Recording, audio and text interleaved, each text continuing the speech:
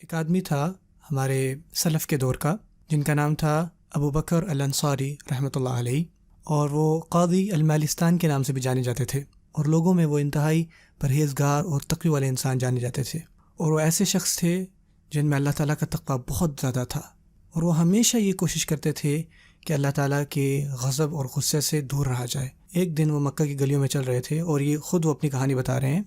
کہتے ہیں کہ ایک دن میں مکہ کی گلیوں میں چل رہا تھا، میں کافی بھوکا تھا اور میں کھانا تلاش کر رہا تھا، اور میرے پاس کچھ نہیں تھا، انتہائی غریب مسکین۔ وہ کہتے ہیں کہ مجھے ایک چھوٹے سے لال رنگ کی کوئی چیز نظر آئی جس کے اندر ایک انتہائی مہنگا ہار تھا۔ لیکن یہ ان کا نہیں تھا، تو انہوں نے اس کو بند کیا اور وہ اپنے گھر لے گئے تاکہ اس کو حفاظت سے رکھیں، اگر مالک آتا ہے تو ان کو واپس دے دیں۔ تو کچھ دیر بعد ان کو ایک آدمی ملا جو کہہ رہا تھا کہ اس کا وہ نیکلس وہ گم ہو گیا، اور وہ آدمی ایک انتہائی خطیر رقم دے رہا تھا بدلے میں۔ ابوبکر ان کے پاس آئے اور کہا کہ دیکھیں مجھے آپ کا نیکلس وہ مل گیا ہے، لیکن آپ کو مجھے اس کے بارے میں تفصیل سے بتانا ہوگا تاکہ مجھے پتہ ہو کہ وہ آپ کا ہی ہے۔ انہوں نے کہا کہ جو آدمی تھا انہوں نے بالکل ٹھیک اس کی جو تفصیل تھی وہ بتائی۔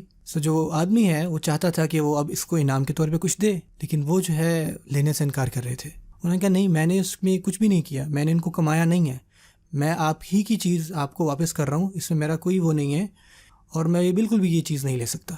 تو آپ کو پتہ ہے مسلمان تھوڑا سا وہ احتجاج کرتے ہیں۔ انہوں نے کہا کہ لے لو، انہوں نے کہا نہیں، لے لو، نہیں لے لو، نہیں، یہ چلتا رہا۔ آخر کار ابو بکر نے کہا کہ میں نے نہیں لینا، اور وہاں سے وہ چلے آئے۔ انہوں نے کہا کہ میں اللہ تعالیٰ سے ڈرتا ہوں، جو آپ کا ہے اس کو آپ اپنے پاس ہی رکھیں۔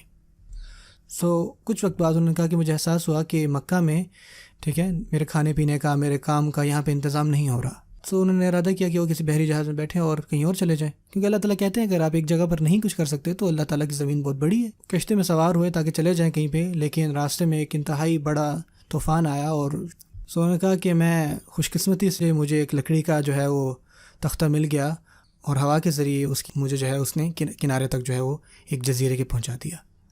جب وہ اس جزیرے پہنچے تو انہوں نے لوگوں کو تلاش کیا، تو ان کو نہیں ملے، لیکن ان کو ایک مسجد ملی، ٹھیک ہے۔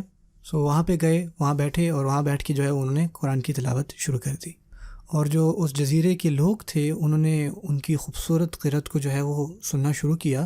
تو جا کے دیکھتے ہیں کہ بھائی کون ہے، تو انہوں نے دیکھا کہ جناب مسجد میں بندہ بیٹھا ہے جس کا نام ابو بکر ہے۔ انہوں نے کہا کہ آپ جانتے ہیں کہ قرآن مجید کو خوبصورتی سے کیسے پڑھا جاتا ہے، تو کیا آپ ہمیں اور ہمارے بچوں کو پڑھانا چاہیں گے، اور ہم رہنے کو جگہ بھی دیں گے۔ تو انہوں نے ان کی بات مانی، اور وہاں پہ پڑھانے لگ گئے۔ ان کے پاس اب گھر تھا، اور ایک دن وہ مسجد میں وہ قرآن مجید کو پڑھ رہے تھے، تو وہ دوبارہ ان کے پاس کہتے ہیں کہ یار آپ کو پڑھنا اور لکھنا بھی آتا ہے، اور ہم میں سے کسی کو پڑھنا لکھنا نہیں آتا۔ تو انہوں نے کہا کہ آپ ہمیں اور ہمارے بچوں کو لکھنا اور پڑھنا سکھائیے، ہم آپ کی تنخواہ میں اور اضافہ کر دیں گے۔ انہوں نے یہ شروع کر دیا، اور ان کی وہ تنخواہ بڑھ گئی، ٹھیک ہے، اور وہ ان کے ساتھ رہے ایک عرصے تک۔ پھر ایک وقت آیا جب انہوں نے سوچا کہ میں یہاں پہ اب کافی دیر سے ہوں، اور میں چاہتا ہوں کہ کہیں اور چلا جاؤں۔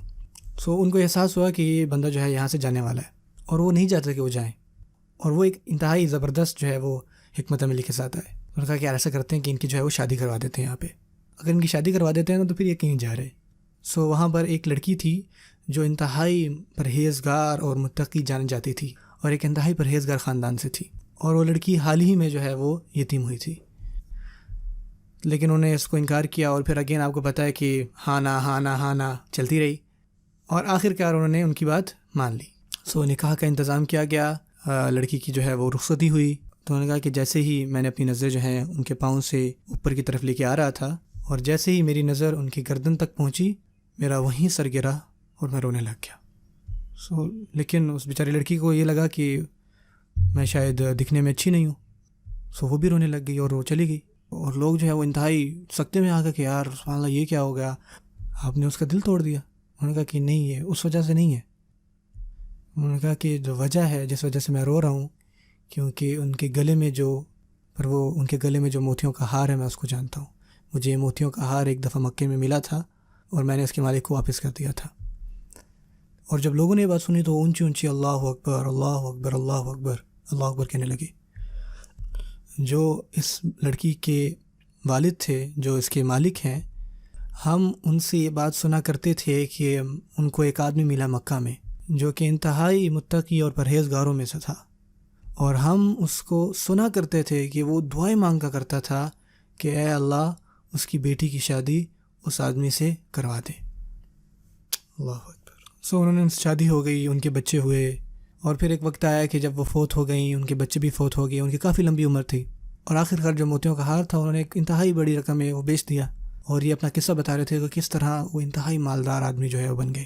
سو دیکھیں، جب ابو بکر انصاری کی کشتی تباہ ہوئی اور ان کا کوئی وہاں پہ آسرا نہیں تھا، پکی بات ہے کہ اس ٹائم وہ نہیں سمجھے ہوں گے کہ اللہ تعالیٰ کا کیا ارادہ ہے، ان کو نہیں پتہ چلا ہوگا کہ ہو کیا رہا ہے۔ ہو سکتا ہے کہ ان کا ایک ارادہ ہو، ان کو کوئی پلان ہو، لیکن اللہ تعالیٰ کا ایک الگ ارادہ ہوتا ہے، سب سے بہتر ارادہ اور سب سے بہتر پلان۔ اور جو ابو بکر ہیں وہ کچھ بھی نہیں کر رہے تھے، اللہ تعالیٰ خود بخود ان کی جو منزل ہے وہاں تک آہستہ آہستہ اللہ تعالیٰ ان کو لے کے جا رہے تھے۔ اور ہو سکتا ہے ابو بکر انصاری نے ایسا یہ نہ دیکھا ہو، اور لیکن آخر کار وہی ہوا جو سب سے بہتر تھا۔ بعض اوقات ہمیں لگتا ہے کہ ہماری زندگی میں یہ کیا ہو رہا ہے، ہمیں سمجھ میں نہیں آتی، لیکن یاد